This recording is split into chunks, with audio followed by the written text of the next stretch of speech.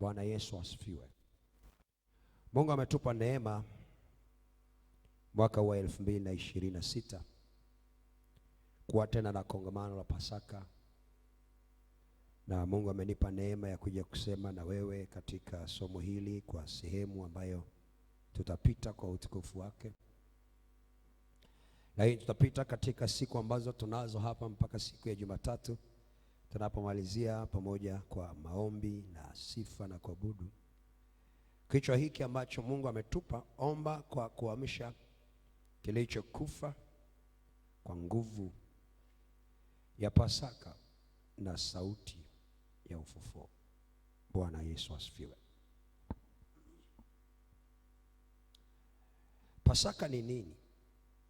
Nataka kuzungumza na wewe kwa lugha rahisi na lugha nyepesi ili kuweza kwenda katika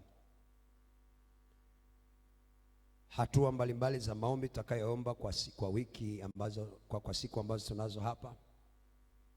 Pasaka ni nini? Tunaposema Pasaka ni zaidi ya sikukuu na kumbukumbu.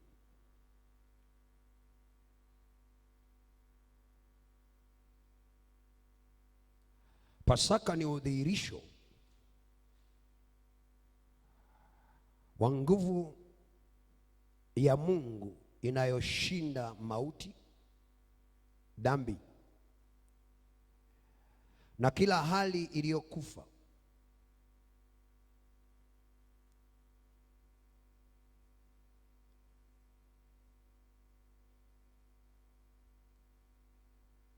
Pasaka ni zaidi ya kusema Yesu amefufuka, Yesu alikufa. Pasaka ni udhihirisho wa nguvu ya Mungu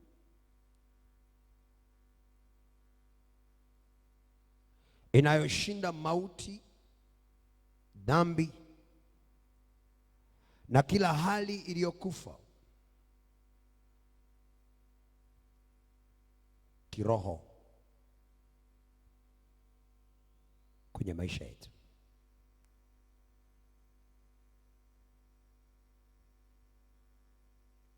Biblia inatuonyesha kwamba Yesu akubaki kaburini baada ya kufa, bali alifufuka.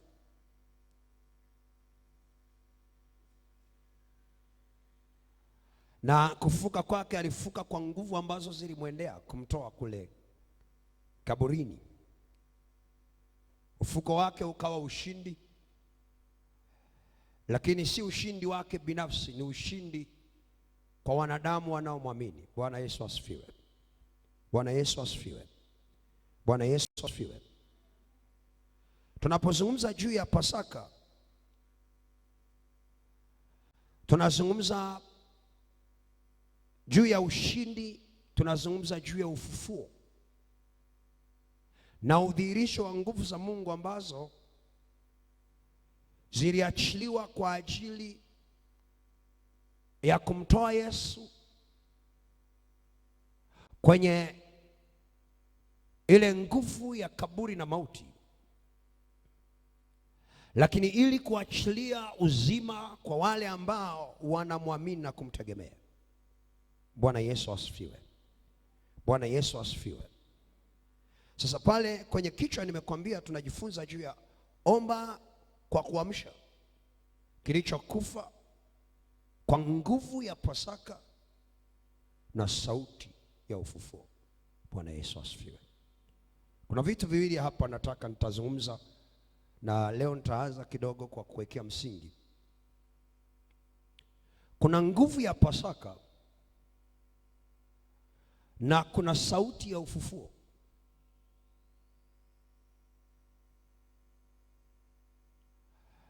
Tunapodili na mazingira yoyote ya Pasaka katika kuamsha kilichokufa, lazima ujifunze juu ya nguvu ya Pasaka, lakini pia ujifunze nguvu ya sauti ya ufufuo. Bwana Yesu asifiwe. Bwana Yesu asifiwe. Nini maana ya nguvu ya Pasaka? Nini maana ya nguvu ya Pasaka? Nguvu ya Pasaka ni uwezo wa Mungu uliodhihirika kwa kupitia kifo na ufufuo wa Yesu Kristo. Nini maana ya nguvu ya Pasaka? Nguvu ya Pasaka ni uwezo wa Mungu uliodhihirika kwa kupitia kifo na ufufuo wa Yesu Kristo, ambao ulishinda dhambi, mauti na nguvu za giza na kuleta uzima. Unaandika haraka haraka, sasa tunakimbia na muda. Nini maana ya nguvu ya Pasaka? Nguvu ya Pasaka ni uwezo wa Mungu uliodhihirika kwa kupitia kifo na ufufuo wa Yesu Kristo, ambao ulishinda dhambi na mauti na nguvu za giza na kuleta uzima mpya kwa mwanadamu. Kwa maneno rahisi, ni nguvu iliyomfufua Yesu kutoka kwa wafu na inayoweza kubadilisha maisha ya watu wanaomwamini. Bwana Yesu asifiwe. Bwana Yesu asifiwe. Tunapozungumza juu ya nguvu ya Pasaka, ni muhimu sana kuelewa nguvu ya Pasaka si tu maneno ya kawaida. Nguvu ya Pasaka, na Pasaka inapopita pasipo mabadiliko,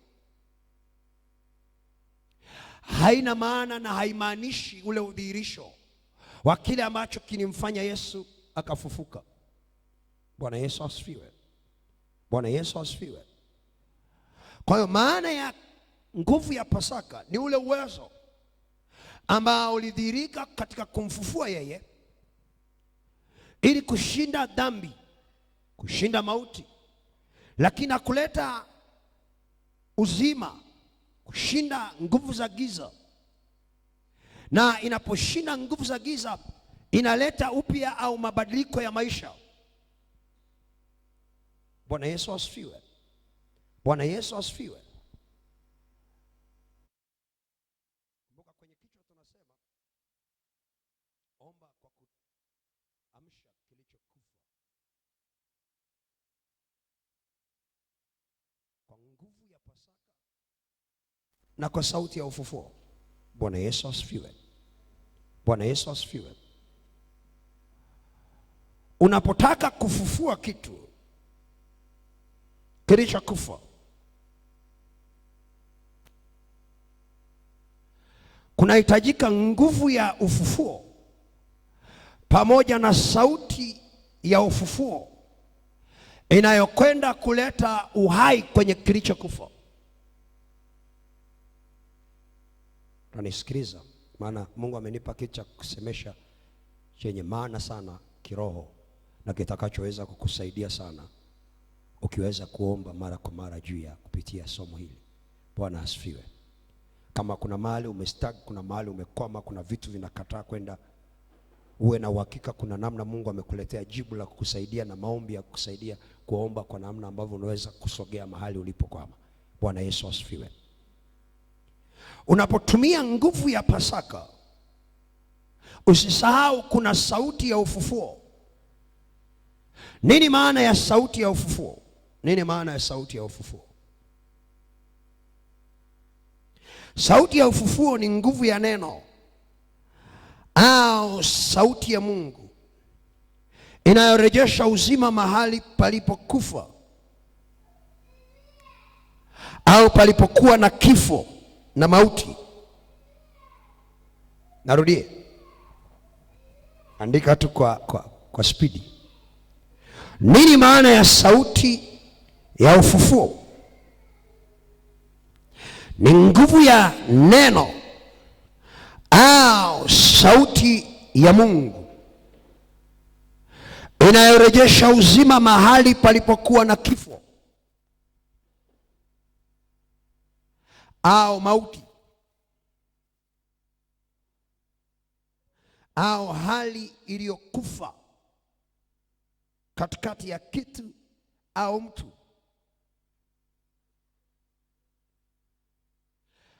Kiroho inamaanisha ni amri ya Mungu inayobadilisha hali kutoka mauti na kwenda kwenye uzima.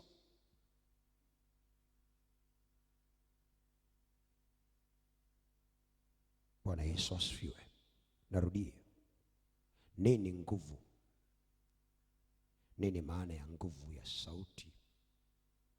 Nini maana ya sauti ya ufufuo? Ni nguvu ya neno au sauti ya Mungu inayorejesha uzima mahali palipokuwa na kifo au mauti, au hali iliyokufa ya kitu au ya mtu. Na hii kiroho inamaanisha ni amri ya Mungu inayobadilisha hali kutoka mauti na kwenda uzima. Bwana Yesu asifiwe. Bwana Yesu asifiwe. Okay, tufungue kitabu kile cha Yohana mlango wa 5. Yohana mlango wa 5 na mstari wa 25, alafu tunasoma mstari wa 28 na mstari wa 29. Naomba tusome mstari wa 25, Yohana 5. Kama tumepata, naomba tusome pamoja. Yohana 5 mstari wa 5.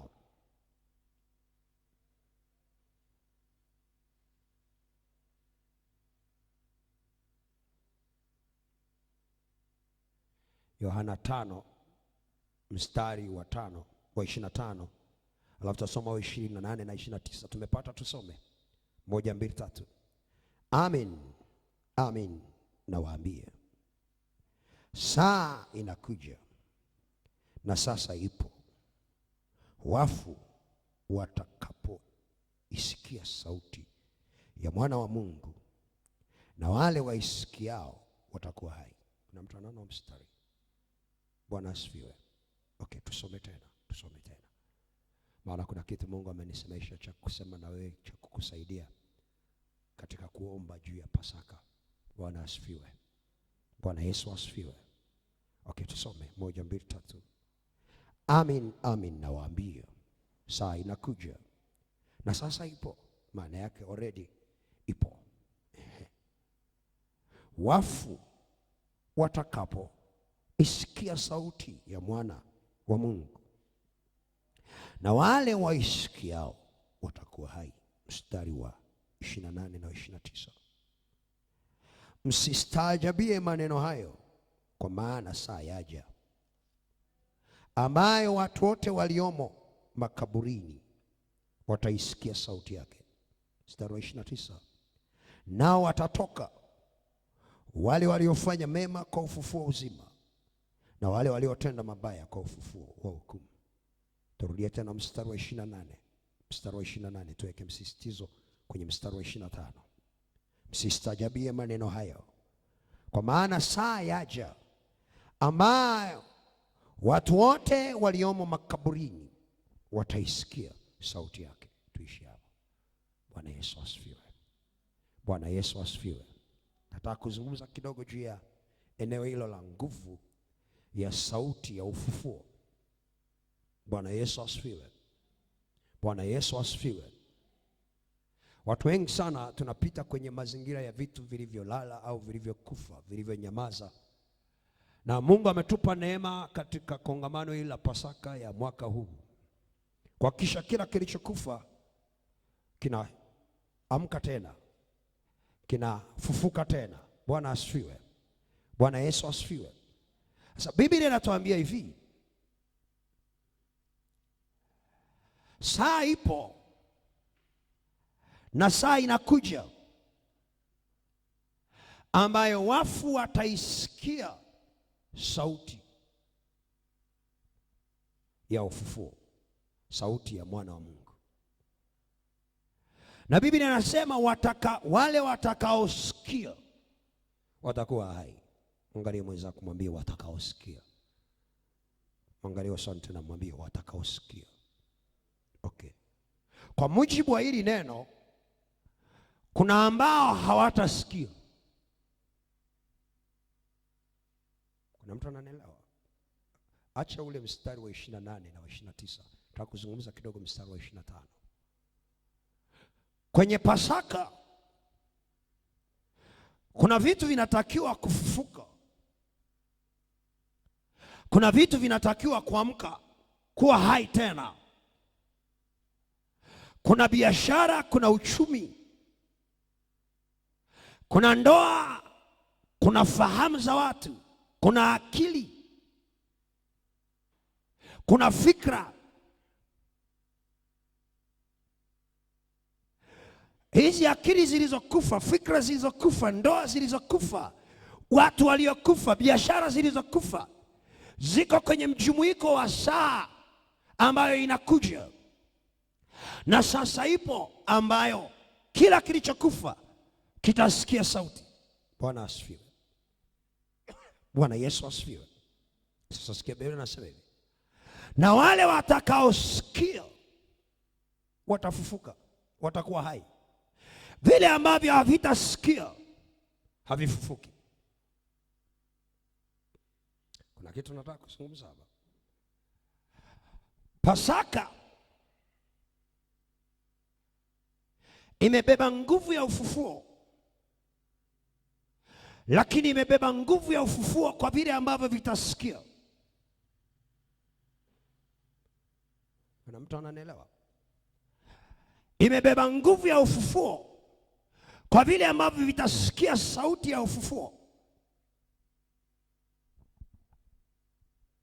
Sauti ya ufufuo nimeielezea ni nguvu. Kwa wale ambao hawajaandika wanaweza kuandika tena. Ni nguvu ambayo kiroho inaambatana na neno na sauti ya Mungu inayorejesha uzima mahali palipokuwa na kifo au mauti. Lakini kiroho inamaanisha ni amri ya Mungu inayobadilisha hali kutoka mauti kuingia kwenye uzima. Bwana Yesu asifiwe. Kwenye ulimwengu wa kiroho tunaposema omba nguvu ya ufufuo, nguvu ile ya Pasaka, kwa kutumia pia sauti ya ufufuo ili kufufua vilivyokufa, tunamaanisha hivi. Pasaka ni nguvu inayoambatana na sauti inayoenda kusikizisha kilichokufa sauti, na kile kilichokufa kitakaposikia hiyo sauti, ndipo kile kilichokufa kitafufuka. Kwa hiyo Pasaka ina maana ya kwamba ni combination ya power ya sauti ya ufufuo pamoja na alichokifanya Yesu msalabani kwa ajili ya kuleta uzima kwa watu au kwenye kilichokufa.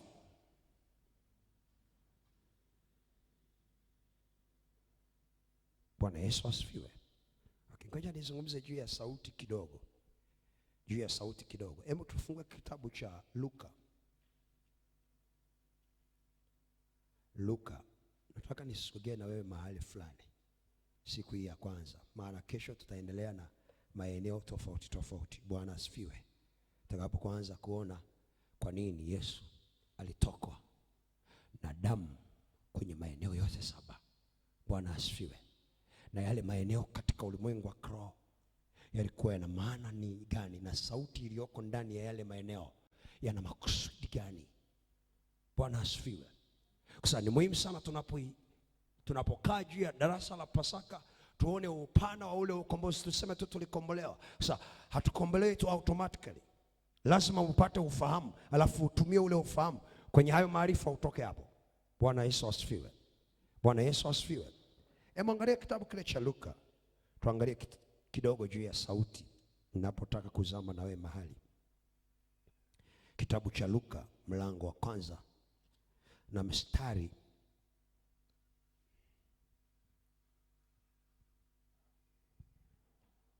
wa 44.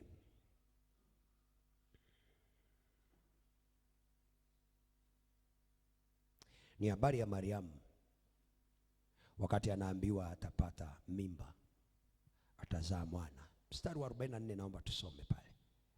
Alikuwa anauliza itakuwaje. Hebu tusome mstari wa 44 anasemaje? 1 2 3. Alipokutana sasa, hapa walikutana Mariamu na nani? Na Elizabeth. Kuna kitu kinaelezwa pale, tusome 1 2 3. Maana sauti ya kuamkia kwako iliingia masikioni mwangu, kitoto kichanga kikaruka kwa shangwe ndani ya tumbo langu. Turudie tena kusoma. 1 2 3. Maana sauti ya kuamkia kwako ilipoingia masikioni mwangu, kitoto kichanga kikaruka kwa shangwe ndani ya tumbo langu. Tuanze mstari wa 39 ili tuone hii maana inatokea wapi. 1 2 3. Basi Mariamu akaondoka siku hizo, akaenda hata nchi ya milimani kwa haraka mpaka mji mmoja wa Yuda. Akaingia nyumbani kwa Zakaria, akamwamkia Elizabeth. Ikawa Elizabeth aliposikia kule kuamkia kwake Mariamu, kitoto kichanga kikaruka ndani ya tumbo lake. Elizabeth akajazwa Roho Mtakatifu, akapaza sauti kwa nguvu, akasema, umebarikiwa wewe katika wanawake, naye mzao wa tumbo lako amebarikiwa. Limenitokeaje neno hili hata mama wa Bwana wangu anijilie mimi? Mstari wa 44. Maana sauti ya kuamkia kwako ilipoingia masikioni mwangu, kitoto kichanga kikaruka kwa shangwe ndani ya tumbo langu. Bwana Yesu asifiwe. Bwana Yesu asifiwe. Nataka kuzungumza juu ya nguvu ya sauti au ufufuo unaotokana na sauti, lakini nataka kuanzia kuzungumza hapo juu ya sauti kidogo. Wakati Mariamu na Elizabeth walipokutana, communication ya kimbingu kati ya kile kicha kiroho kilichokuwepo ndani ya Mariamu na ndani ya Elizabeth kilikuwa connected kupitia sauti. Bwana Yesu asifiwe. Bwana Yesu asifiwe. Mungu aliachilia neema fulani ndani ya Mariam. Kwenye sauti ya Mariam kulikuwa na nguvu ambayo ilipita ndani ya sikio la Elizabeth. Na ilipopita ndani ya sikio la Elizabeth, kuna kicha kiroho kikafanyika. Nataka kuzungumza tu sauti, sitaki kueleza habari za Yesu wala habari za Yohana. Bwana asifiwe. Kile kilichofanyika kiroho kilitokana na sauti. Maana ukisoma Biblia yako, baada ya ile sauti kuingia kwenye masikio ya Elizabeth, ndani ya Elizabeth nguvu za Roho Mtakatifu ziliingia. Kumbuka Roho Mtakatifu saa hiyo alikuwa hajaja. Bwana Yesu asifiwe. Bwana Yesu asifiwe. Okay. Nguvu ya ufufuo inatokana na Roho. Sema, Roho yule aliyemfufua Yesu akiwa ndani yenu ataiuisha miili yenu iliyo katika hali ya kufa. Bwana Yesu asifiwe. Sasa nataka kuzungumza tu kidogo juu ya nguvu ya sauti. Wakati Mariam anaongea na Elizabeth, kuna nguvu ya sauti ilipita kwenye masikio, ikaenda ndani moja kwa moja, ikagusa tumbo la uzazi, alafu akaguswa aliyeko ndani, akajazwa Roho Mtakatifu kupitia sauti. Bwana asifiwe. Sasa Biblia inasema hivi, saa ipo na saa inakuja ambayo wafu wataisikia na wale watakao isikia. Unisikilize vizuri, maana nitakwenda kuzungumza na wewe. Kuna mahali nitazungumza pointi ambayo itakusaidia Unapoomba juu ya ufufuo, kuna vitu visiposikia juu ya huo ufufuo haviwezi kufufuka. Sijui kama unanielewa ninachosema. Bwana Yesu asifiwe. Ile sauti ilipoenda, sauti ilikuwa ina nguvu. Okay. Nimeangalia kitabu cha Mwanzo, tunafahamu, na kitabu kile cha Waebrania vinasema dunia yote iliumbwa kwa sauti. Bwana asifiwe. Bwana Yesu asifiwe. Mwanzo 1:3. Alafu tusome kitabu cha Waebrania 11:3. Pale Biblia inasemaje? Mwanzo 1:3. Mungu akasema iwe nuru, ikawa. Uumbaji ulianzia pale kwenye sauti. Bwana Yesu asifiwe. Bwana Yesu asifiwe. Okay. Waebrania 11:3. Waebrania 11:3. Kuna kitu nataka ukielewe juu ya Pasaka hii, na kitakusaidia mahali fulani pakubwa. Bwana Yesu asifiwe. Okay, mstari wa 3. Anasema hivi: kwa imani twafahamu ya kuwa ulimwengu uliumbwa kwa neno la Mungu, na vitu vyote, vitu vinavyoonekana, vitu vinavyoonekana havikufanywa kwa vitu vilivyo dhahiri. Bwana Yesu asifiwe. Vilifanywa kwa neno, maana yake vilifanywa kwa sauti. Bwana asifiwe. Kila unachokiona duniani kilifanyika kwa sauti. Bwana asifiwe. Bwana Yesu asifiwe. Biblia hapa inapotueleza kwa imani, kila kinachoonekana, kisichoonekana kiliumbwa kwa neno, maana yake kiliumbwa kwa sauti. Kwa hiyo sauti ina sehemu kubwa sana kiroho katika kuamsha vitu vilivyokufa. Bwana asifiwe. Bwana Yesu asifiwe. Kwa sababu kila kilichoumbwa kiliumbwa kwa sauti. Hakuna ambacho kipo duniani hakikutokana na sauti.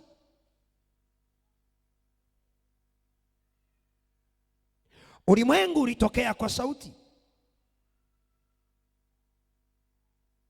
Wewe ulifanywa kwa sauti. Vinavyoonekana vilifanyika kwa sauti, na visivyoonekana vilifanyika kwa sauti. Bwana Yesu asifiwe. Tunapozungumza juu ya sauti, kuna vitu usipoomba kwa nguvu ya sauti kiroho haviwezi kukutana na uhai uliokusudiwa, kwa sababu uhai ambao Mungu anauzungumza kibiblia, ambao unaambatana na Pasaka, umebebwa ndani ya sauti.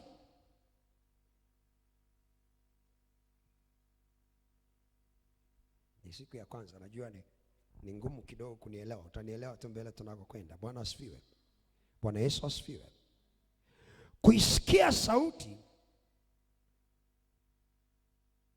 ni sababu ya ufufuo, lakini kuipeleka sauti ni nguvu inayokwenda kufufua.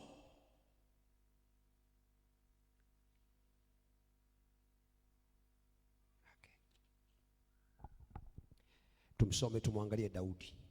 Tumwangalie Daudi wakati fulani alipokuwa anaomba. Zaburi ya 18. Daudi, angalia Zaburi ya 18. Hili kongamano muhimu sana ni kuomba juu ya sauti ulionayo, lakini lazima hiyo sauti iwe na nguvu ya ufufuo. Bwana asifiwe. Bwana Yesu asifiwe. Okay. Tumwangalie Daudi pale kwenye kitabu cha Zaburi ya 18 mstari wa 3 twende mpaka wa 6.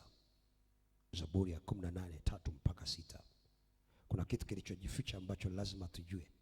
Pasaka ikipita, kama hakuna sauti iliyoenda na nguvu yake ya Pasaka kwenye kufufua hivyo vitu, tutakuwa tumeazimisha kumbukumbu za Yesu kufufuka, lakini hakuna kilichobadilika. Si kama unanielewa. Bwana Yesu asifiwe. Tunaweza kuazimisha kumbukumbu za Yesu alifufuka, lakini tukashindwa kufufua kilichokufa. kwa sababu hatujajua kuconnect nguvu ya Pasaka na sauti ya ufufuo. Bwana asifiwe. Okay, tuanzie mstari wa 3 mpaka mstari wa 6. 1, 2, 3. Nitamuita Bwana astahiliye kusifiwa, hivyo nitaokoka na adui zangu. Okay, kumuita Bwana maana yake nitatoa sauti. Bwana asifiwe. Okay, mstari wa 4. Kamba za mauti zilinizunguka, mafuriko ya uovu yakanitia hofu. Kamba za kuzimu zilinizunguka, mitego ya mauti ikanikabili. Mstari wa 6, angalia anachosema. Katika shida yangu nalimuita Bwana, maana yake alitoa sauti. Na kumlalamikia Mungu wangu, akaisikia sauti yangu. Hekaluni mwake kilio changu kikaingia masikioni mwake. Bwana Yesu asifiwe. Alafu angalia, kilipoingia kile kilio masikioni mwake, Biblia inasema sauti ile ndipo uponyaji wake, kamba za mauti zikamwachia. Bwana asifiwe. Sasa sikia, Daudi anaeleza alifika kwenye situation ya mauti. Kuna mauti ilikuwa imemfunga tayari. Kuna shida za kuzimu ambazo tayari zilikuwa zinaambatana naye. Kwa lugha nyingine, kuna vitu kwake vilikuwa vimekufa kwa sababu tayari vilikuwa vina mauti. Bwana Yesu asifiwe. Sasa sikia, alipokuwa kwenye situation ya mauti, moja ya zana aliyoitumia ni kutoa sauti, lakini sauti ambayo ilikuwa na nguvu ya kwenda mpaka ikapenya kwenye masikio ya aliyetakiwa kusikia, ili kuachilia nguvu ya uzima ambayo itakuja kumtoa alikofungwa. Kuna mtu ananielewa? Bwana Yesu asifiwe. Sikia, wakati amefungwa na kamba za kuzimu, hakupaswa kukaa pale na kumsubiri Mungu, kwa sababu tayari ana uwezo wa kumsaidia, kwa sababu tayari ni mwamba wake kumtoa. Alitakiwa kujua kuna mahali anatakiwa kupenya na kuipeleka sauti yake, ili iende isikike kwenye sikio ambalo litaachilia sauti ile. Itakaposikika kwenye sikio kule kwenye ulimwengu wa roho, yule atakayesikia aachilie nguvu ya ufufuo kwa ajili ya yeye kutoka pale. Bwana asifiwe. Sikia, pamoja na kwamba yuko kwenye kifungo cha mauti, yuko kwenye shida za kuzimu, kuna kazi alitakiwa kuifanya. Kazi gani? Ya kutoa sauti itakayokwenda kuingia kwenye masikio. Kuna mtu ananielewa? Bwana Yesu asifiwe. Sikia, ngoja niseme hichi kitu.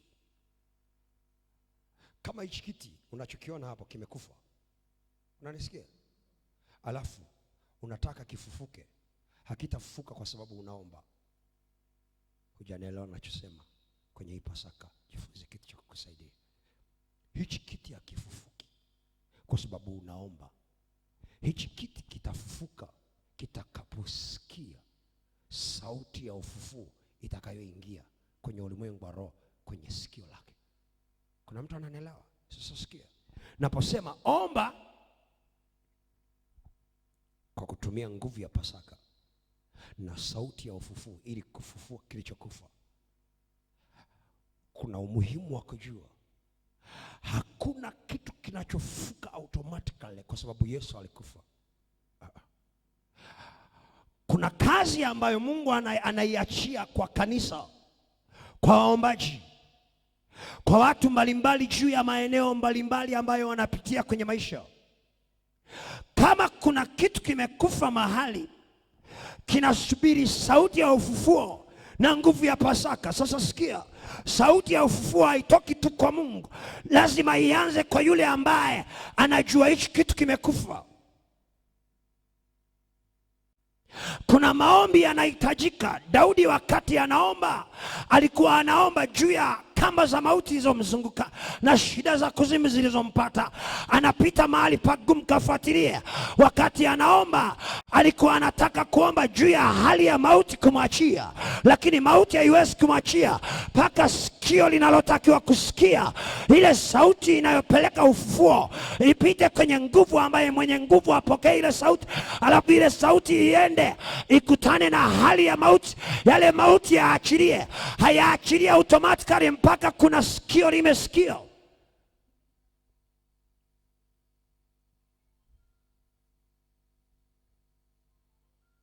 Okay. Mwangalie Zaburi ya 3. Zaburi ya 3. Pasaka isituache mahali tuliko. Bwana Yesu asifiwe. Okay, Zaburi ya 3.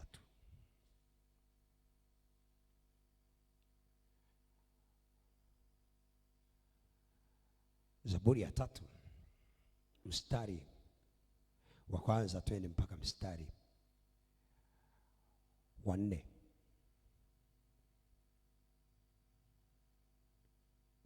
Zaburi ya 3 mstari wa kwanza mpaka mstari wa 4. Naomba tusome kama tumepata. 1, 2, 3. Bwana, watesi wangu wamezidi kuwa wengi, ni wengi wanaonishambulia, ni wengi wanaoambia nafsi yangu, hana wokovu huyu kwa Mungu. Na wewe Bwana ngao yangu pande zote, utukufu wangu na muinua kichwa changu. Mstari wa 4. Kwa sauti yangu namuita Bwana, naye aniitikia toka mlima wake mtakatifu. Nalijilaza nikalala usingizi, nikaamka, kwa kuwa Bwana amenitegemeza. Bwana Yesu asifiwe. Okay. Mstari wa 4 anasema hivi: kwa sauti yangu namuita Bwana, naye aniitikia toka mlima wake mtakatifu. Kwa sauti namuita. Okay. Ulimwengu wa roho, ili huyu Bwana atoke mahali alipokuwa amekaa, atoke mahali alipokuwa amezuiliwa, kuna sauti ilikuwa inahitajika kwenda. Okay, ngoja nikupe mfano. Fungua kitabu cha Ezekiel. Ezekiel 37. Twende tutaratibu, maana weka msingi tunakokwenda ni mahali pazuri. Mungu akupe neema, jitahidi kesho uje mapema, lakini pia njoo na mtu mwingine. Bwana Yesu asifiwe. Bwana Yesu asifiwe. Okay. Hebu tusome Ezekiel 37. Kuna habari za taifa ambalo lilikuwa linaonekana limekufa, taifa la Israeli. Bwana Yesu asifiwe.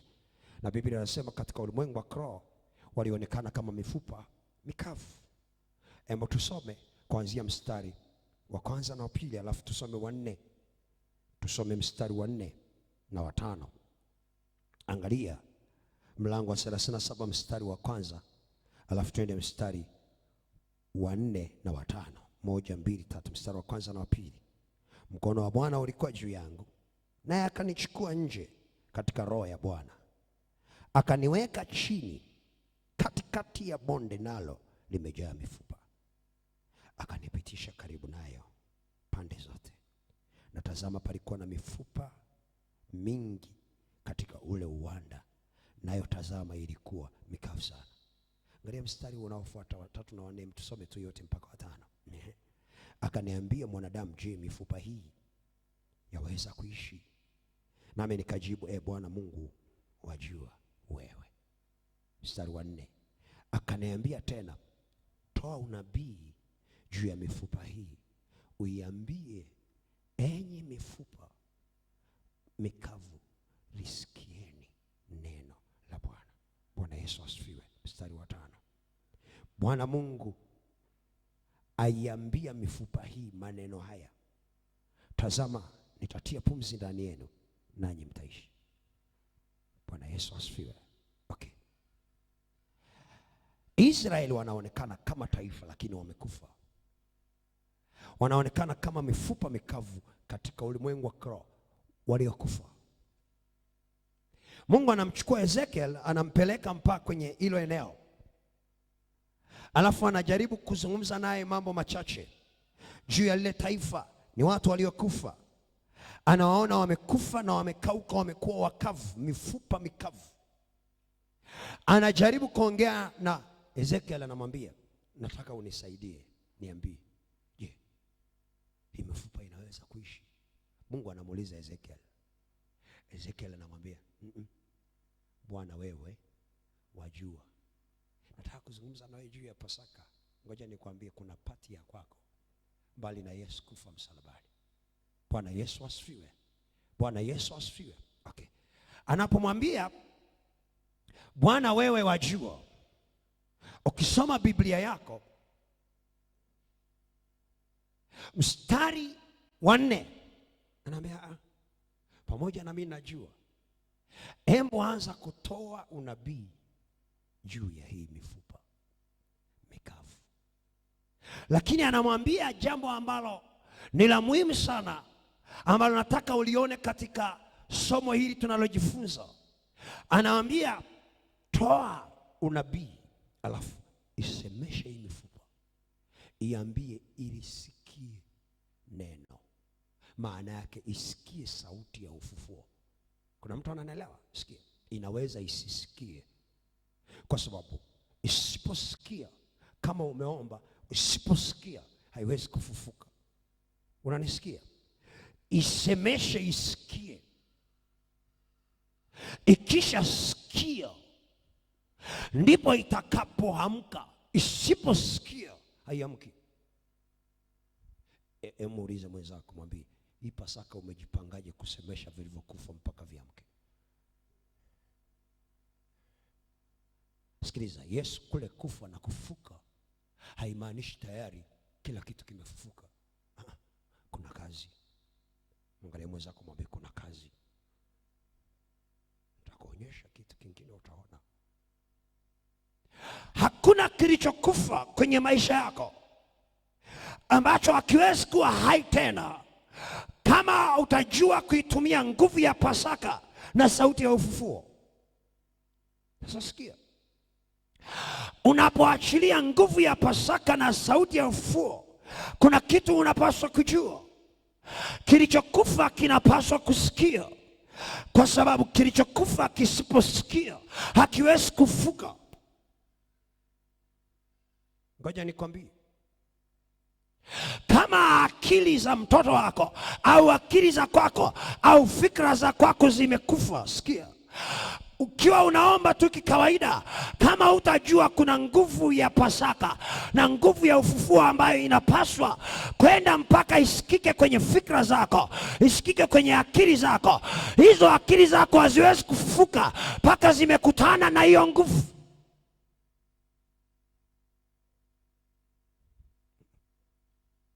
Daudi anasema hivi, kamba za mauti ziliponifunga na shida za kuzimu zilipokuwa zimenizunguka, nilimuita Bwana.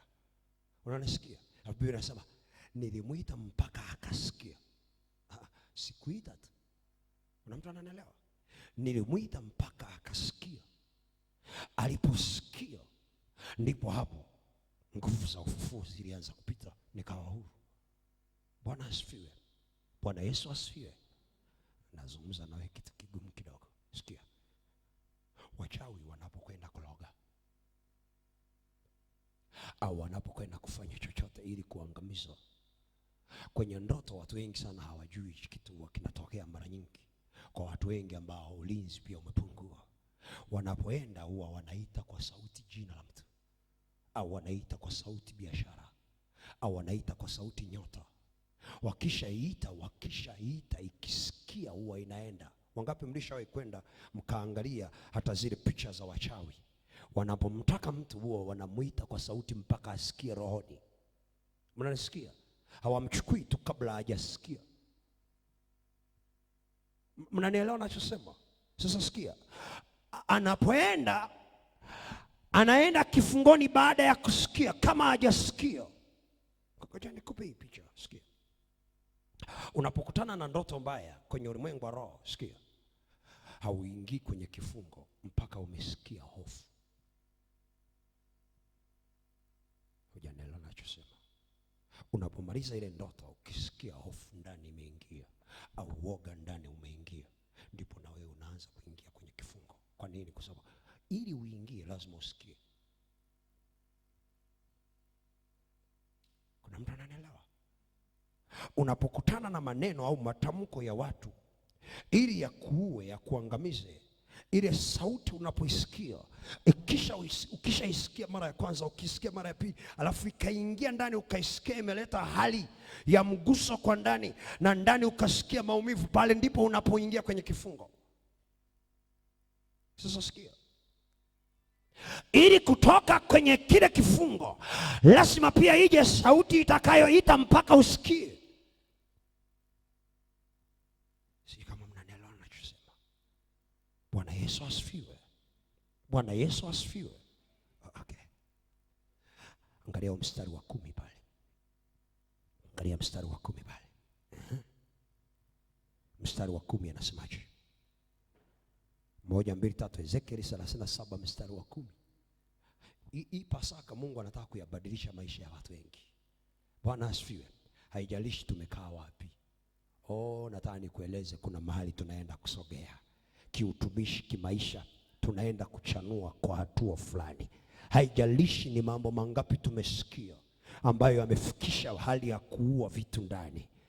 Inawezekana umesemeshwa na watu ili kukuua juu ya vitu fulani, juu ya upendo fulani, juu ya kazi fulani, juu ya biashara fulani. Uliposikia ikaua hali ya kuendelea na kile kitu. Sasa sikia, lazima uende kwenye ulimwengu wa roho, utoe sauti tena juu ya hicho kitu mpaka hicho kitu kisikie. Okay, hebu soma mstari wa 10 inasemaje? Basi nikatabiri kama alivyoniamuru, pumzi ikawaingia, wakaishi, wakasimama kwa miguu yao, jeshi kubwa mno. Okay.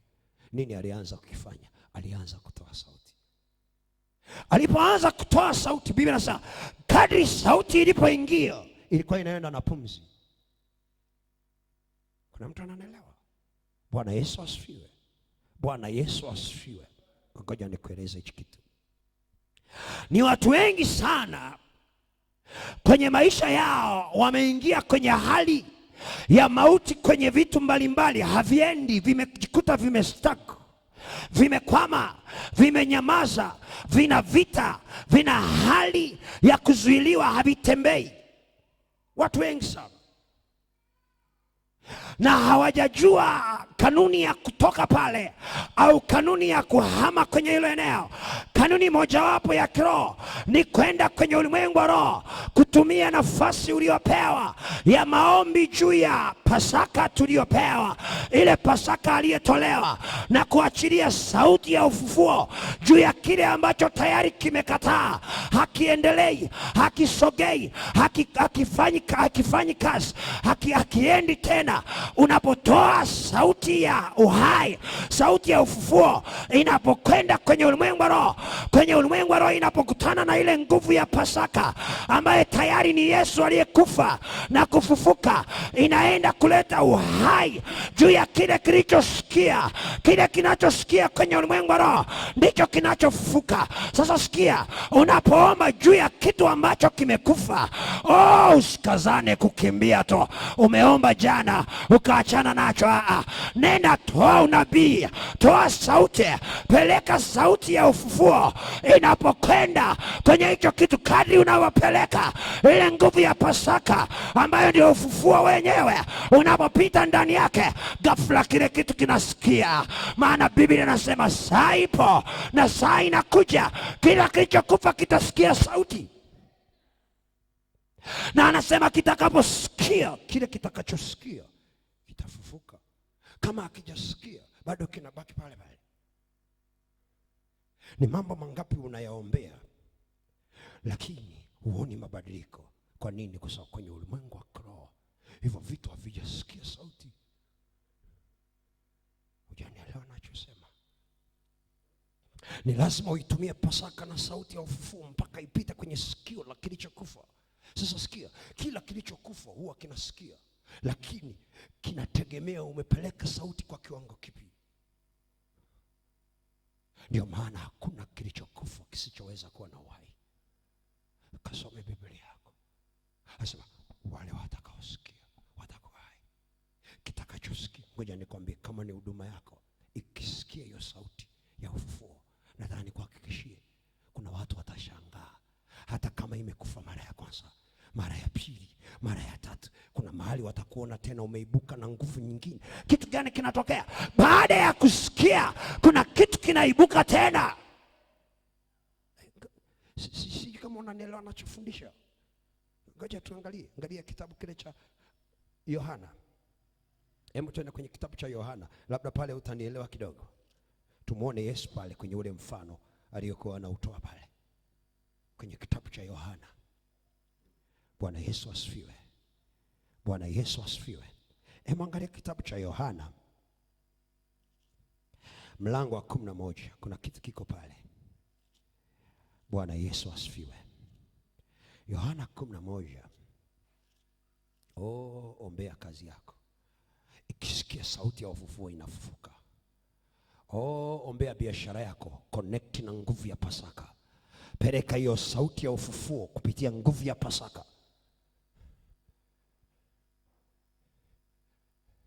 Okay, hebu tusome. Ni habari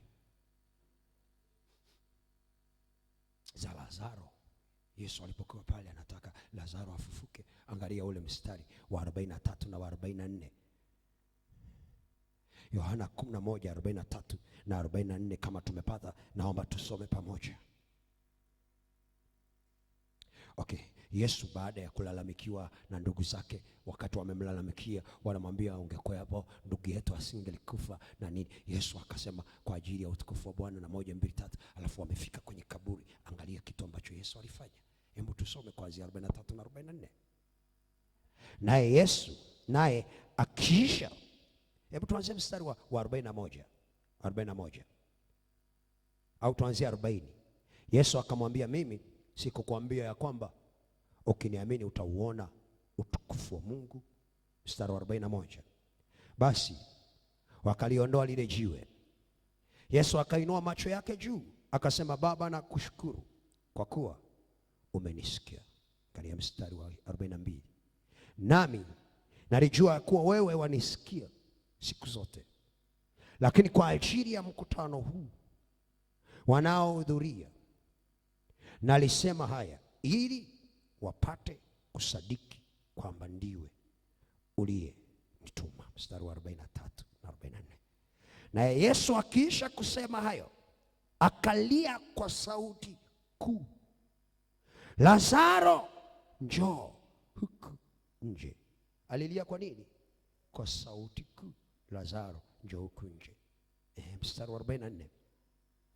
Akatoka nje yule aliyekufa, huko amefungwa sanda miguuni na mikononi, na uso wake umefungwa leso. Naye Yesu akawaambia, mfungueni mkamwache aende zake. Bwana Yesu asifiwe. Bwana Yesu asifiwe. Okay, nataka uone hichi kitu. Yesu amefika kwenye kaburi baada ya malalamiko mengi sana ya ndugu zake, na kumwambia, ungekwepo ndugu yetu asingekufa, rafiki yako Lazaro asingekufa. Yesu anamwambia, nimeshawaambia haya yote ni kwa ajili ya utukufu wa Mungu. Bwana Yesu asifiwe. Lakini angalia, wakati anaenda kuomba anamwambia, Baba, najua unanisikia. Bwana Yesu asifiwe. Sikia, kuna kitu anajaribu kutuonyesha pale. Anaomba, lakini moja ya kitu ambacho anataka kutuonyesha kwamba lazima kuwepo hali ya kusikika. Bwana Yesu asifiwe. Okay, sasa najua unanisikia mara zote, lakini saa hii nimekuja nisikilize ili wasadiki. Bwana Yesu asifiwe. Maana yake aliingia kwenye maombi juu ya kilichokufa, juu ya mtu aliyekufa. Bwana asifiwe. Sasa sikia, wakati anapeleka sauti kwenye nguvu, ambaye ana nguvu anayemsikia ni Mungu, lakini Biblia inasema pia ile sauti yake ilitakiwa isikike kwa aliyekufa.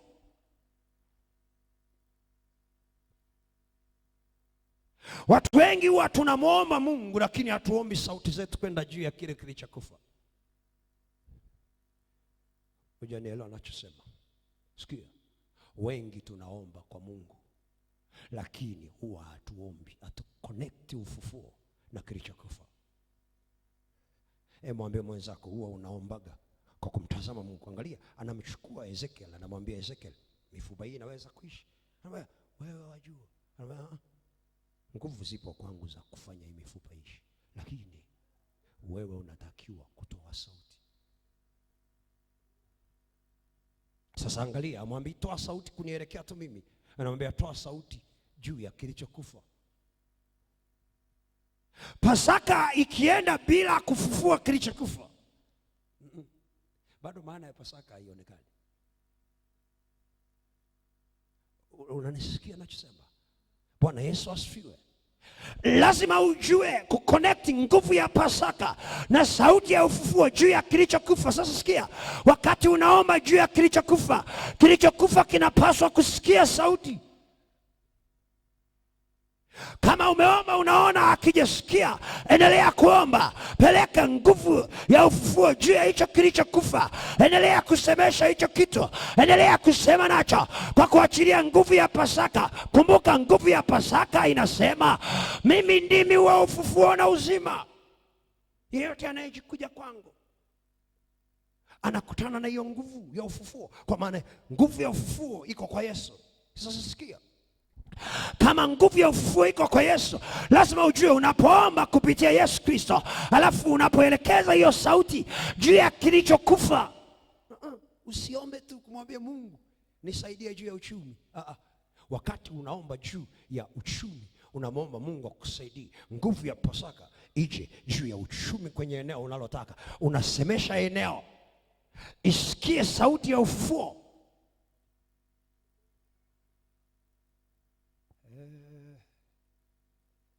Pasaka hii nataka uwe na hatua.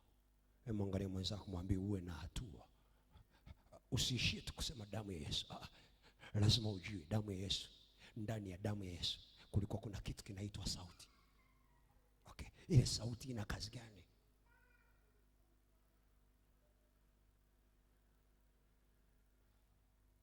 Biblia inasema kwenye kitabu cha Waebrania, nimewapa hiyo damu juu ya madhabahu. Si ndio? Ni sawa? Sasa nayo inanena. Okay, kama ina sauti, hii ni sauti ya nini? Kwa nini tunapaswa kujifunza juu ya sauti ya ufufuo? Nisikilize. Hebu itumie hizi siku 5, zitumie vizuri. Alafu iangalie Pasaka hii na Pasaka ulizopita zote. Alafu anza kuona mabadiliko ya mbele yanayotokea. Utashangaa. Kwa nini? Kwa sababu kuna mahali ukujua, ulibaki tu na imani, lakini ukupeleka. Kumbuka, imani yote inakuja kwa sauti.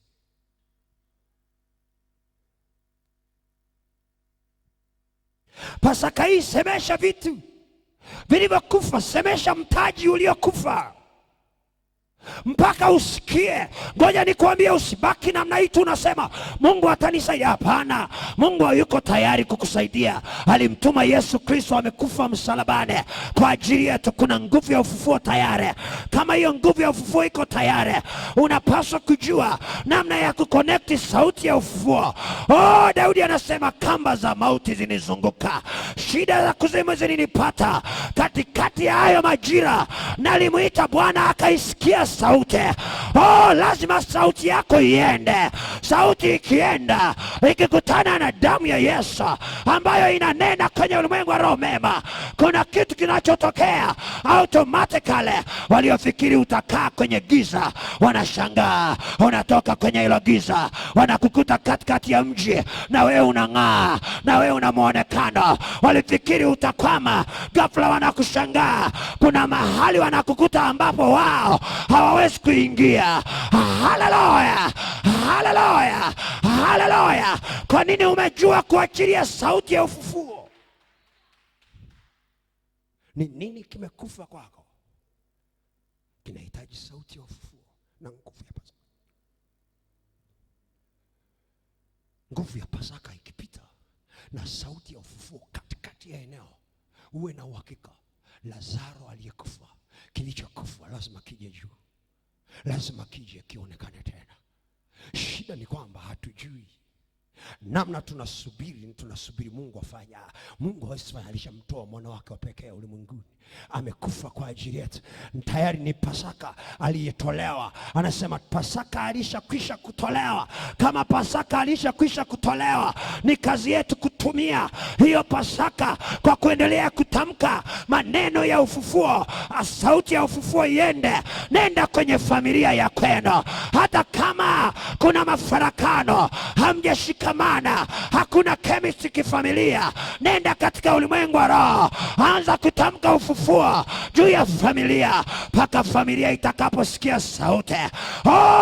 Nataka nikwambie, sauti ikisikika kwenye ulimwengu wa roho, mafarakano yanaondoka. Ghafla mnashangaa umoja unarejea. Weanza kuomba mpaka sauti isikike. Peleka sauti ya ufufuo. Inapoenda utasikia. Wakati wanaona utukufu wa mwisho ni kama imepwaya, ghafla wanashangaa imeinuka kwa viwango vikubwa sana. Kitu gani kimetokea? Sauti ya ufufuo imefika, ikasikika. Baada ya kusikika, kile kilichokufa kikisikia hakiwezi kubaki pale, kinakuwa hai. Haleluya, haleluya, haleluya, haleluya, haleluya. Kuna kitu kimekufa. Ngoja nikwambie, usisubirie watu kuja kukusaidia kitoke. Ingia kwanza kutoa sauti ya ufufuo juu ya hicho kitu.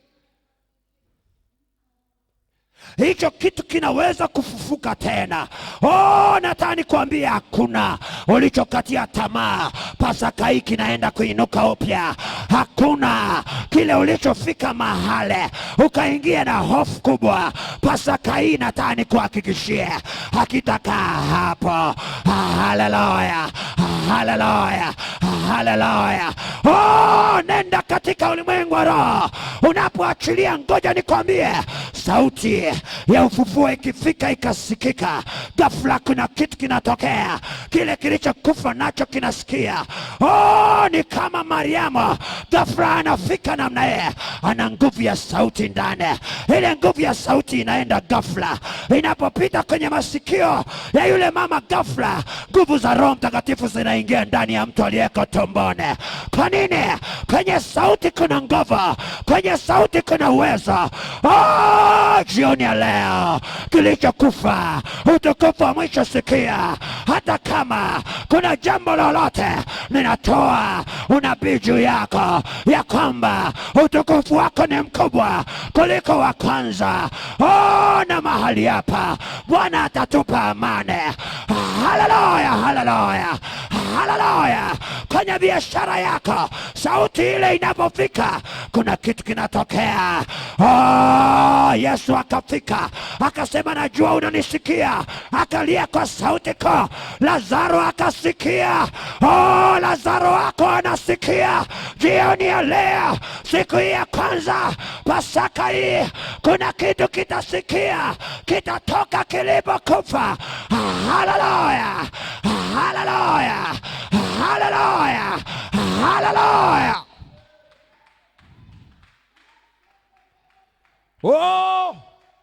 Naona vitu vinavyoenda kufufuka vinasikia, vitasikia. Usiogope sai, mfuko haujakaa vizuri, kuna mahali unaenda kukaa vizuri, maana pesa itasikia sauti ya ufufuo. Ikisikia itakuja, itakaa mahali inapotakiwa. Kazi yako, biashara yako, uchumi wako, muonekano wako unatakiwa utokee tena mahali ulipowekwa kama mfa. Jioni hii Bwana anataka utoke upya. Haleluya, haleluya.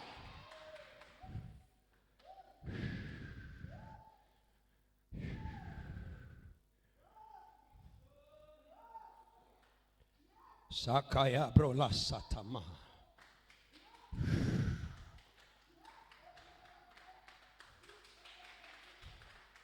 Sema saa iko na saa inakuja ambayo wafu wataisikia sauti. Wakisikia, wale watakaoisikia watafufuka. Kazi yako isikie sauti ya ufufuo. Oh, elimu yako isikie sauti ya ufufuo. Oh, ndoa yako isikie sauti ya ufufuo. Oh, biashara yako isikie sauti ya ufufuo. Oh, maisha yako yasikie sauti ya ufufuo. Oh, mahusiano yako yasikie sauti ya ufufuo. Yakisikia sauti ya ufufuo, yanafufuka, yanarejea.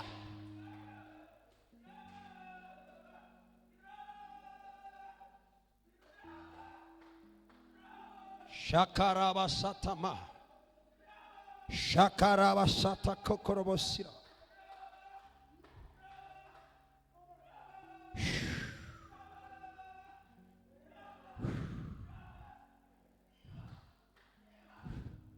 Okay. Hebu nisikilize kidogo. Kabla hatujaenda kuomba, nisikilize kidogo. Nataka uone hichi kitu. Na Mungu asipokufunulia ufunuo namna hii juu ya Pasaka, kuna kitu kinaweza kupwaya kwenye maisha.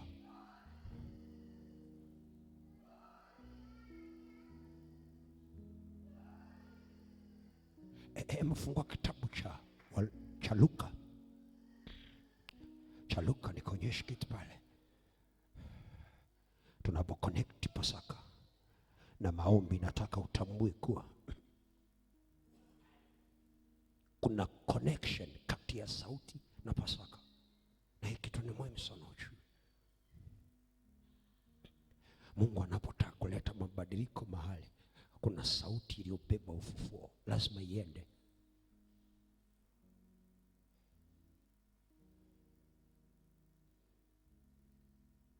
Nataka nikuambie hichi kitu, ni uhakika nakupa. Sikiliza, niko chini ya uwepo wa Mungu. Nataka nikuhakikishie, chochote unachokikatia tamaa au unachokifikiri kimekufa, ngoja nikwambie, kinaweza kuishi. Possibly kinaweza kuishi. Kinaweza kuishi. Nataka nikwambie, chochote unachokifikiri hakiwezekani, nataka nikwambie kinawezekana. Uyajua namna ya kuconnect Pasaka na sauti iliyoko pale. Angalia kitabu cha Luka alichokifanya Yesu pale. Kuna nguvu iko Pasaka, lazima tuijue hii nguvu. Kuna upako na usikia umefichwa ndani ya hii nguvu kubwa sana. Luka 15. Luka 15. Marko 15. Alafu tutasoma Luka 23, Marko 15. Marko 15. Alafu Luka 23. Marko 15. Kuna kitu nataka ukione pale kwenye Marko 15. Angalia kitu ambacho Yesu alikifanya wakati anakaribia kufa. Anzia mstari wa 33, lakini nataka mstari wa 37. Tusome 33 mpaka 37. Mstari wetu nataka uone 37. Alafu tutasoma Luka 1, 2, 3. Anasemaje? Na ilipokuwa saa 6, palikuwa na giza juu ya nchi yote hata saa 9. Na saa 9 Yesu akapaza sauti yake kwa nguvu. Alipaza nini? Sauti kwa nguvu. Eloi, Eloi, lama sabakthani. Maana yake, Mungu wangu, Mungu wangu, mbona umeniacha? Na baadhi yao waliosimama pale walisema, tazama, anamuita Elia. Na mmoja akaenda mbio, akajaza sifongo siki, akaitia juu ya mwanzi, akamnywesha akisema, acheni tuone na tuone kwamba Elia anakuja kumteremsha. Angalia mstari wa 37.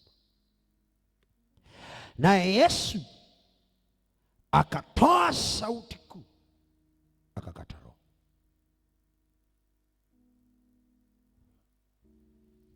Okay, ngoja niwaulize swali. Watu wanaokufaga huko kwenye mitaa, nyumbani humo, wao wanapigaga kelele?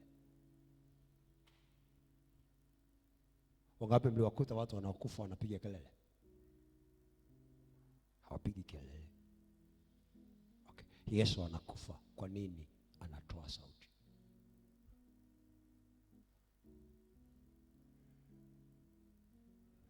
Kwa nini anatoa sauti? Lazima utafakari Mungu anapokupa kujifunza kitu hicho. Ile sauti ilikuwa ina kazi. Kwa sababu ukisoma Biblia yako vizuri, Yesu hakuuawa. Yesu alijua. Ndivyo Biblia inasema, aliitoa roho yake. Yesu hakutolewa roho, alitoa mwenyewe. Akasema, Baba, naiweka roho yangu mikononi mwako. Nani yuko tayari sana kufa anatoaga roho alafu namwambia nakupa? Kwa maana hii Biblia inatupa wazi kwamba wakati anatoa sauti, kuna nguvu iliyokuwa inafungua ukurasa mpya kwenye ulimwengu wa kiroho, ambao lazima watu wajue. Ulimwengu wa kiroho, pale kitu kilichokuwa kinatakiwa kutokea, watu wanatakiwa kupata ufunuo uliofichwa ndani ya ile sauti. Ndio maana ukisoma Luka, alipoitoa ile sauti, Biblia inasema akakata roho. Alipokata roho, pazia la hekalu likapasuka katikati, kuanzia juu mpaka chini.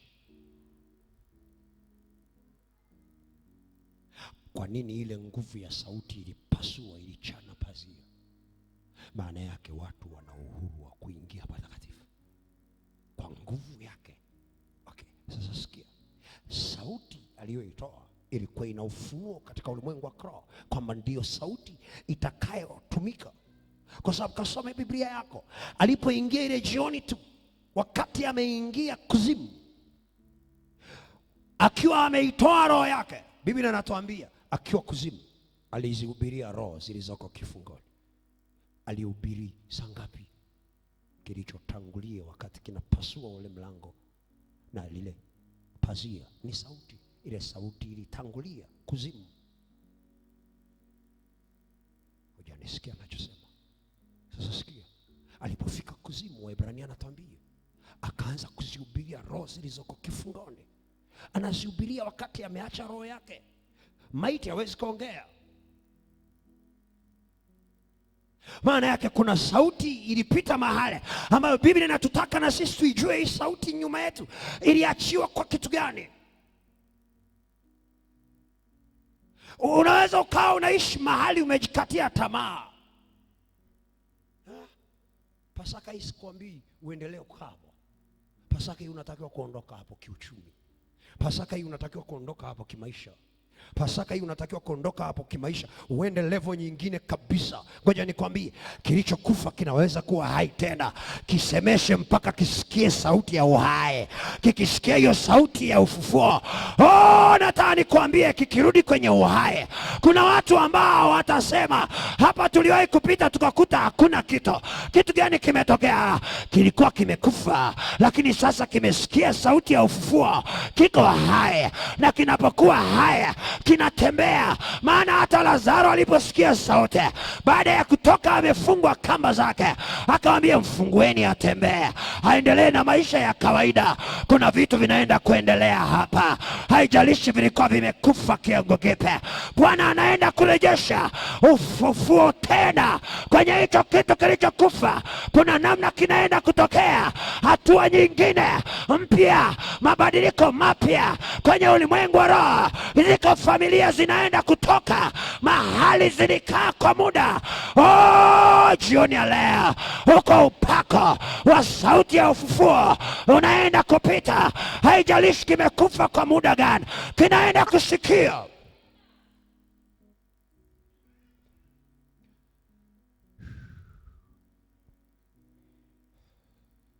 Luka anasema hivi, Luka mlango wa 23:46.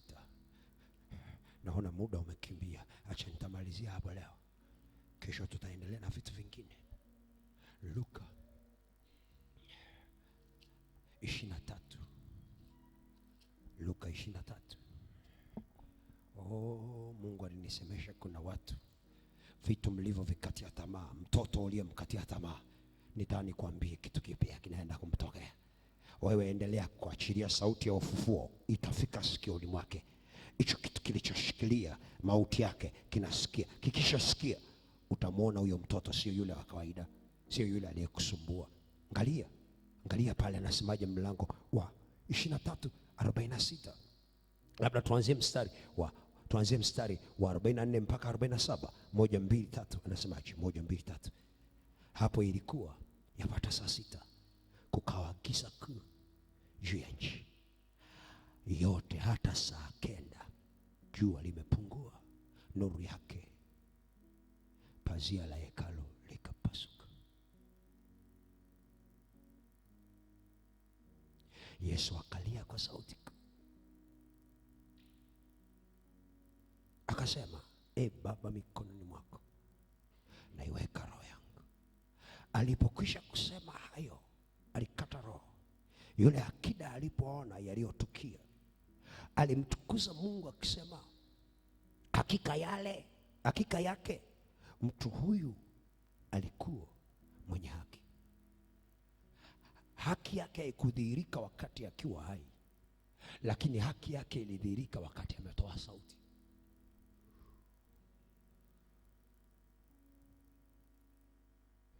Sijui kitu gani kimekufa kwako. Sijui kitu gani umekikatia tamaa. Kuna wafu na vitu vilivyokufa vinaenda kufufuka hizi siku ambazo Mungu ametupa. Nadhani kuhakikishia, kadri tutakavyoomba, kadri tutakavyo connect nguvu ya Pasaka na sauti ya ufufuo, petabiri, toa sauti juu ya mifupa, iambie mifupa ilisikie. Mifupa isiposikia, maana yake haitaishi. Toa sauti, usinyamaze, toa sauti ya ufufuo. Unapotoa sauti, kuna kitu kinachotokea kwenye ulimwengu wa roho. Kesho nitakuonyesha siri zingine zilizofichwa pale.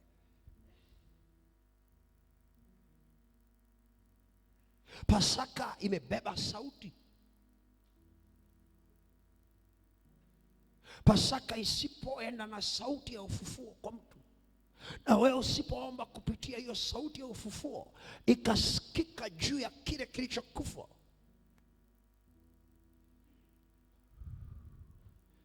msimama.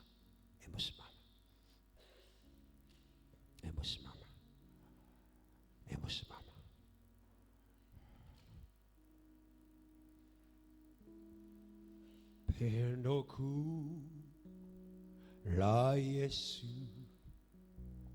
lilitosha Kalvari, msamaha wa dhambi niliupata Kalvari.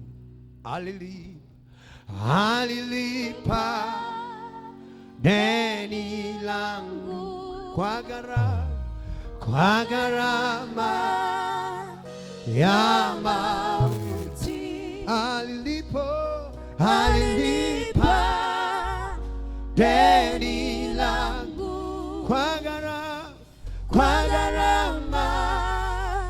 ya mauti. Msamaha wa dhambi niliupata Kalvari. Msamaha wa dhambi niliupata Kalvari. Alilipa deni langu kwa gharama ya mauti. Alilipa deni langu kwa gharama ya mauti. Msamaha wa dhambi niliupata Kalvari. Msamaha wa dhambi niliupata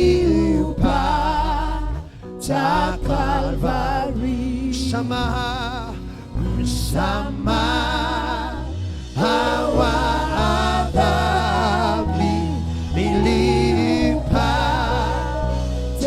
Kalvari.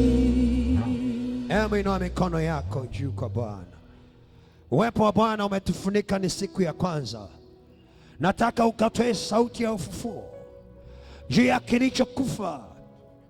Inawezekana kuna vitu kwenye maisha yako, uko upako hapa wa nguvu ya Pasaka, uko upako hapa wa nguvu ya Pasaka. Sema, Bwana Yesu, wewe ndio ufufuo na uzima. Umesema saa ipo na saa ni sasa, ambayo wafu wataisikia sauti, na watakapoisikia, wale watakaosikia watakuwa hai. Bwana, kwenye maisha yangu kuna vitu vimekufa. Majira haya nina connect maombi yangu na Pasaka, nguvu ya Pasaka na sauti ya ufufuo viende juu ya kilichokufa. Bwana, kile kilichokufa kikutane na sauti ya ufufuo, kikutane na sauti ya ufufuo, kikutane maisha yangu, afya yangu, roho yangu, afya yangu, hali yangu, uchumi wangu, ndoa yangu, akili zangu, fikra zangu, kwa jina la Yesu. Bwana, majira haya, Mungu wangu, ninaomba kile kilichokufa kisikie sauti ya ufufuo. Mwanza kuomba, peleka sauti ya ufufuo juu ya kilichokufa mpaka kisikie. Kikisikia, kuna nguvu inaenda kupita hapa. Utaona matokeo, utaona mabadiliko, utaona uponyaji, utaona wokovu juu ya hicho kitu. Na mimi naona nguvu za Bwana juu yako, juu yako, juu yako, juu yako. Anza kuomba. Umejikatia tamaa, ondoka kwenye hiyo hali. Anza kuomba, omba, tamka, toa, tamka, toa sauti ya ufufuo juu ya hali yako, juu ya hali yako ya maisha. Iambie haitadumu, haitaenda na wewe mpaka kule ambako shetani anataka. Iambie Pasaka hii ni mwisho, hiyo hali ni mwisho juu ya afya yako, juu ya kazi yako. Anza kutoa sauti ya ufufuo, sauti ya ufufuo juu ya maisha yako, juu ya huyo mtoto, juu ya hiyo kazi. Ipeleke, mwambie lisikie neno la Bwana. Iambie sauti yao iende, imwambie huyo mtoto wako, sikia neno la Bwana. Huduma yako isikie sauti ya ufufuo. Maisha yako yatamkie jina, yasikie neno la Bwana, sauti ya Bwana ya kwamba inapaswa kuwa hai tena. Haupasi kuangamia, haupasi kuaibika, haupasi kudharauliwa, haupasi kukanyagwa, haupasi kushindwa, haupasi kuishia njiani. Rapa shanda. Bwana, ni jioni ambayo niko mbele zako nikitangaza, nikiachilia sauti ya ufufuo juu ya kanisa lako ile la utukufu wa mwisho. Bwana, ni jioni ambayo ninatoa sauti ya ufufuo. Sikia sikio la utukufu wa mwisho, sikia majira haya, sikia sikio la utukufu wa mwisho. Hautakufa, hautakwama, hautazoelewa. Ninaipitisha Pasaka. Pasaka amekwisha kutolewa. Rapa koria, rapa shandaria, rapa koria. Sikia utukufu wa mwisho, sikia kanisa, sikia kanisa. Malango yako yasikie, watu